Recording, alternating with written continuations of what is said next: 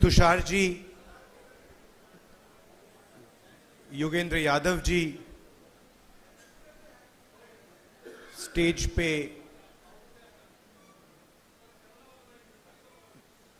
कैसे बोलें, मैं नॉर्मली वरिष्ठ नेता बोलता हूं, बट स्टेज पे एमिनेंट पर्सनैलिटीज, सोशल एक्टिविस्ट्स, और यहाँ हॉल में आप सब जो आए हैं, आपका यहाँ बहुत बहुत स्वागत, नमस्कार।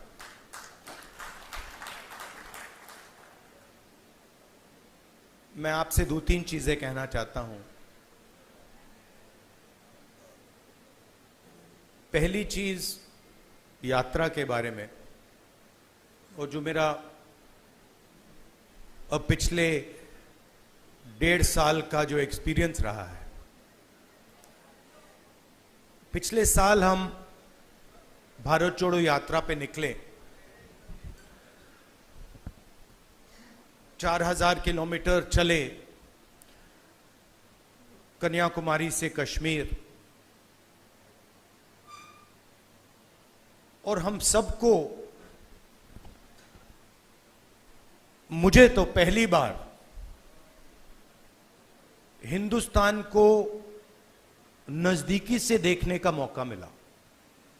मेरे दिमाग में एक हिंदुस्तान था, एक इंप्रेशन था, और जैसे ही मैं चलना शुरू किया, वो इंप्रेशन टूटता गया, बदलता गया, और अंत में जब मैं कश्मीर पहुंचा, मेरा रियलाइजेशन ये था कि जिस चीज को मैं हिंदुस्तान मानता था, वो एक्चुअली हिंदुस्तान था ही नहीं। वो मेरे इमेजिनेशन का हिंदुस्तान था, अनइन्फॉर्म्ड हिंदुस्तान था।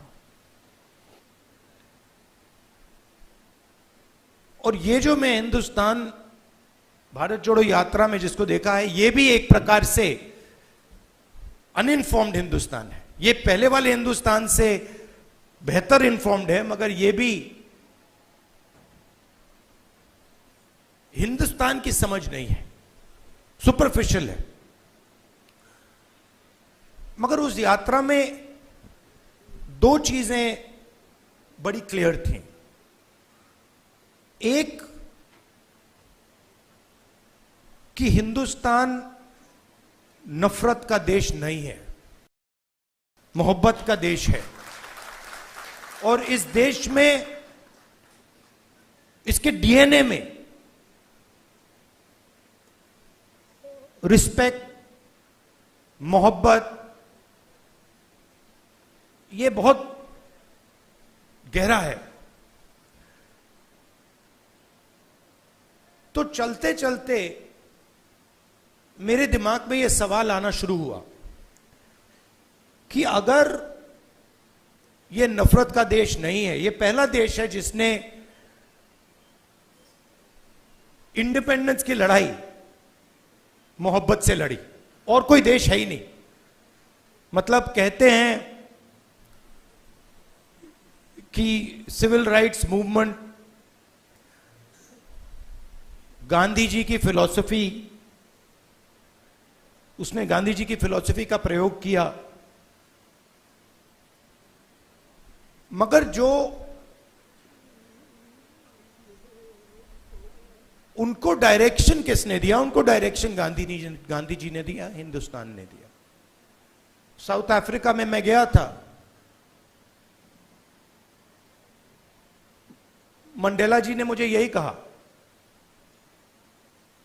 कि हमें जो औजार दिए गए, हमारी फ्रीडम स्ट्रगल के जो औजार दिए गए, वो अफ्रीका के औजार नहीं थे, वो आपके औजार थे, हिंदुस्तान के औजार थे, और वो औजार हमें गांधी जी ने दिए।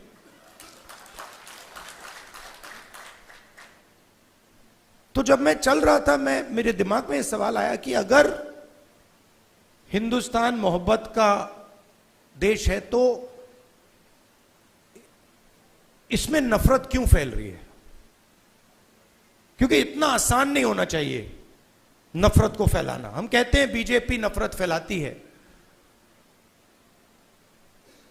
बट कोई ना कोई फाउंडेशन तो होगा, कोई ना कोई बेसिस तो होगी इस नफरत की। तो ये सवाल मेरे दिमाग में था और आस्ते आस्ते मुझे बात समझ आने लगी कि नफरत का कारण अन्याय है, कि ये देश में गरीबों के साथ, किसानों के साथ, दलितों के साथ, महिलाओं के साथ, युवाओं के साथ, सबके साथ हर रोज अन्याय होता रहता है। 2-3% लोग हैं इस देश में जिनको न्याय का एक्सेस मिलता है। 2-3%, ज्यादा से ज्यादा 5% लोग हैं। उनके लिए कोर्ट्स काम करते हैं, उनके लिए सरकार काम करती है, सारी इंस्टीट्यूशंस में उनके लिए जगह है। बट अगर हम 90% लोगों को देखें,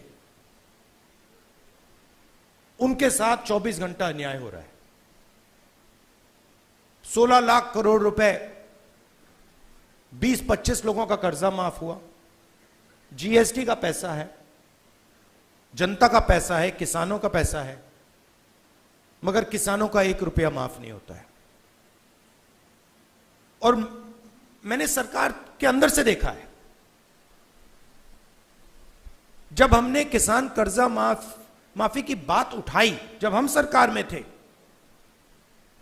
तो रिस्पॉन्स मिला कि ये ठीक नहीं है, इससे किसान आलसी हो जाएगा।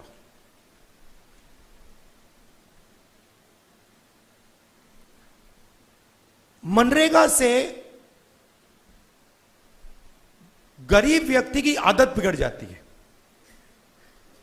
मतलब वो काम कर रहा है, उसको आप उस काम के लिए पैसा दे रहे हो और उसकी आदत बिगड़ रही है। और दूसरी तरफ 20-25 लोग हैं, उनका 16 लाख करोड़ रुपए माफ हो रहा है, उनकी आदत नहीं बिगड़ रही।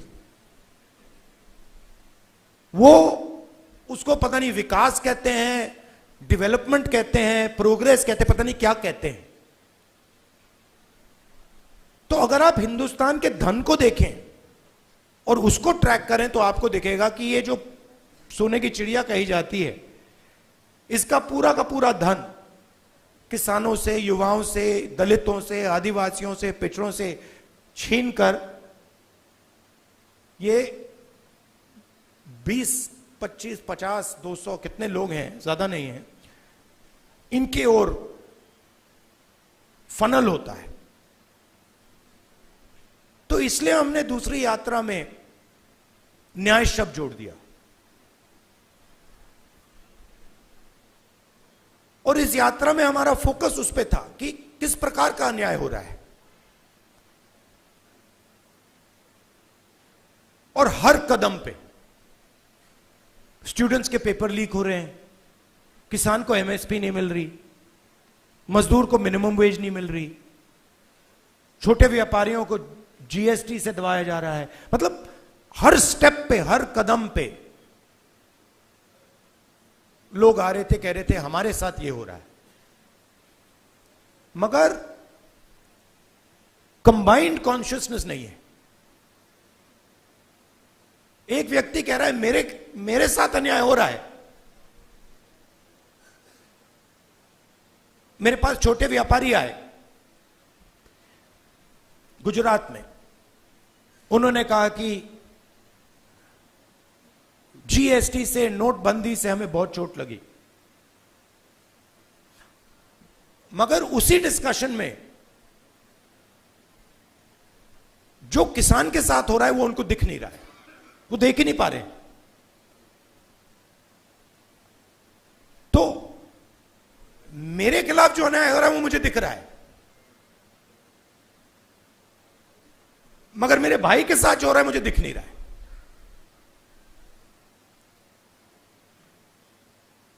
तो ये बहुत जरूरी बात है, क्योंकि जब तक आप अपने भाई के साथ जो अन्याय हो रहा है वो नहीं देखोगे, तब तक कोई मूवमेंट खड़ा नहीं हो सकता। मैं जूडो करता हूं और उसमें एक बड़ी इंटरेस्टिंग चीज है। उसमें जमीन पे गिरना पड़ता है, फेंका जाता है व्यक्ति को। तो जब पहले व्यक्ति शुरू करता है तो वो अपने आप को प्रोटेक्ट करने की कोशिश करता है। जमीन पे गिरोगे तो फिर आप अपने आप की रक्षा करते हो। फिर थोड़ा एडवांस्ड होता है, फिर उसको बात समझ आती है, वो जमीन की रक्षा करना शुरू कर देता है।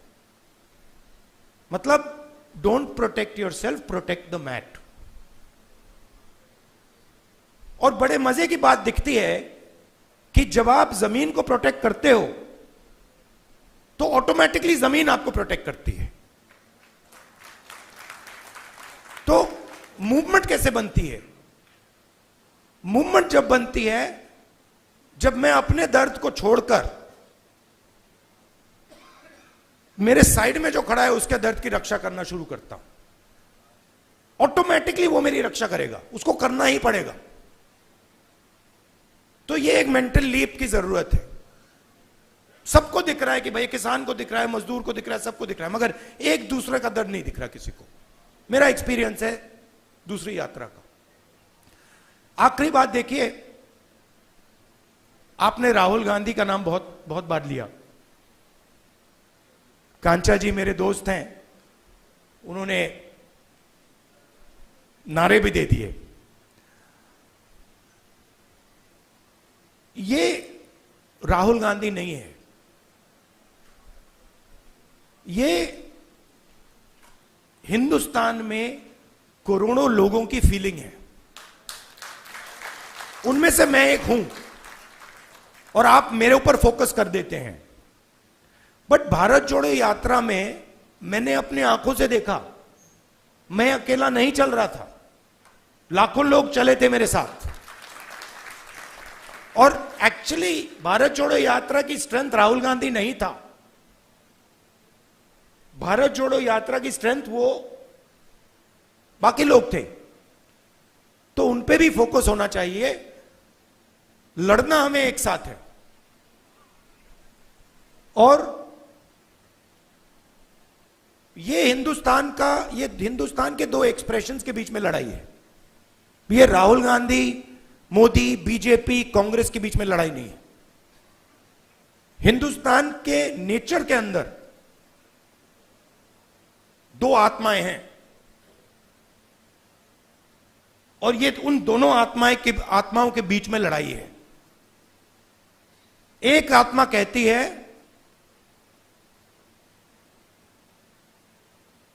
कि हिंदुस्तान बीच से चलाया जाएगा, ऊपर से चलाया जाएगा और सारे लोग ऊपर देख के ऑर्डर लेके इस देश को चलाएंगे। और ये एक सोचने का तरीका है हिंदुस्तान में। बहुत सारे लोग इसको मानते हैं, एक्सेप्ट करते हैं। और एक दूसरा तरीका है कि हिंदुस्तान को डिसेंट्रलाइज तरीके से हिंदुस्तान के सब लोगों को सुनकर चलाया जाएगा, जिसको हम, अगर आप धार्मिक तरीके से बोलना चाहते हैं, शिव की बारात बोल लीजिए।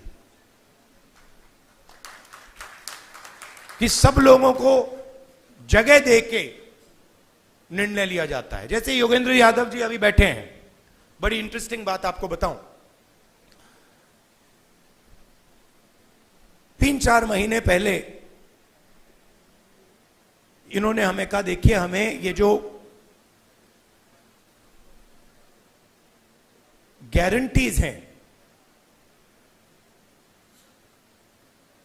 हमें क्लियरली बता देना चाहिए देश को